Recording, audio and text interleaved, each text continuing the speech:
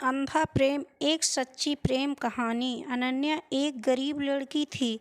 उसके पिता एक कपड़े की दुकान पर काम करते थे और माँ दूसरों के घर में चौका बर्तन किया करती थी। अनन्या अपने माँ बाप की इकलौती लड़की थी। उसके माँ बाप ने उसे बड़े लाड प्यार से पाला था। वे चाहते थे कि अनन्या पढ़ लिख कर बड़ी आदमी बन सके, जिससे उसके सिर से गरीबी का कलंक मिट जाए। अनन्या ने जब 10वीं का इम्तिहान पास किया तो उसके माँ बाप बहुत खुश हुए। उन्होंने कस्बे के एक इंटर कॉलेज में उसका नाम लिखवा दिया। इंटर कॉलेज उसके घर से थोड़ी दूरी पर था, इसीलिए उसके माँ बाप ने किसी तरह पैसों का जुगाड़ करके उसे एक पुरानी साइकिल भी दिला दी, जिससे अनन्या को स्कूल जाने में कोई परेशानी ना हो। अनन्या जब साइकिल पर बैठकर स्कूल जाती तो उसे लगता जैसे वह आसमान में उड़ रही हो। यह उसका बहुत पुराना सपना था जो उसके माँ बाप की वजह से पूरा हुआ था।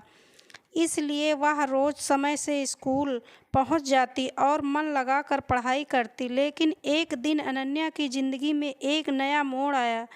दोपहर का समय था। स्कूल से छुट्टी होने पर उसने अपनी साइकिल ली और घर की ओर चल पड़ी। लेकिन अभी वह थोड़ी दूर ही पहुंची थी कि पीछे से आती एक बाइक उसके बगल से गुजरी। बाइक को जो लड़का चला रहा था वह उसका हम उम्र ही था।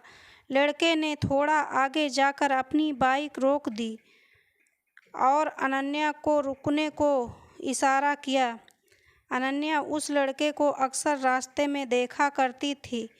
जब भी वह स्कूल जाती और आती तो वह वहाँ लड़का सड़क के किनारे खड़ा उसे निहारा करता। शुरू में उसे देखकर अनन्या को बहुत गुस्सा आता, लेकिन धीरे धीरे वह उसे अच्छा लगने लगा था। इस तरह से रास्ते में रोके जाने से अनन्या घबरा गई। पहले उसका मन हुआ कि वह अपनी साइकिल आगे बढ़ा दे, लेकिन फिर न जाने क्या सोचकर उसने अपनी साइकिल में ब्रेक लगा दिया। वह लड़का अनन्या के पास आ गया और धीरे से बोला, मेरा नाम सुमित है। मैं रोज आपको स्कूल जाते हुए देखता हूँ।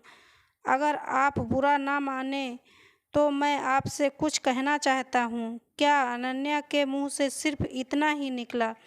सुमित ने अपनी शर्ट की जेब में से एक गुलाब की कली निकालकर उसके हाथ में रख दी और उसकी मुट्ठी बंद करते हुए बोला, मैं तुमसे बहुत प्यार करता हूँ। उठते बैठते सोते जागते हर समय बस तुम्हारे बारे में सोचा करता हूँ। मुझे कुछ भी अच्छा नहीं लगता। सुमित और भी बहुत कुछ कहना चाहता था, पर अनन्या ने उसके होठों पर हाथ रखकर उसे चुप करा दिया। दोस्तों, कहानी कैसी लगी कमेंट बॉक्स में बताइए। अगर ज़रा सी भी पसंद आई है तो लाइक करें, शेयर करें, चैनल को सब्सक्राइब करें।